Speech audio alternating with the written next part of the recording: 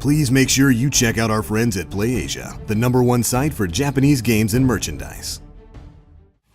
Idea Factory has now responded to the changes we recently reported to be made to the Western localization of MegaTagmention. The video compared some differences that can be found in the game's intro, which sees the girls having their school years either removed or changed in some way. Important to point out is that within the actual game, the characters are said to attend high school, and so this has in no way been removed completely. However, the main point in the video was that the extremely young Ram and Rom were for some reason changed from attending elementary school to being freshmen. Young characters in these types of games are, of course, a very common concern during the localization process, and we often see ages being raised or completely removed when bringing games overseas. For example, the Senran Kagura series is well known for refusing to make any changes to the games, with the sole exception of removing ages. Although one popular Exceed employee, Tom Nick Schultz, still defends the artistic integrity of the original ages every time a new game comes around, but is unable to convince his other colleagues and ultimately their bosses. What was rather strange with MegaTagmention though is that the girls would still be below the age of consent and classed as children. Nonetheless, due to our definitive nature, it was felt as important to report on, and Idea Factory was contacted for more clarification. They did not respond to our request for a comment, but have instead posted on the official forum with an update about the situation. To quote, "In short, we look at this as an exercise in localization. Having Rom and Ram existing as elementary schoolers in these high school social circles didn't quite fit the narrative. Since it wouldn't make sense for Rom and Ram to be elementary schoolers attending high school clubs, we decided to make them freshmen instead. It really is that simple." What this means is that despite being in a higher school year, this wasn't done to try and tone anything down or cover things up, but they just felt it fitted the narrative better.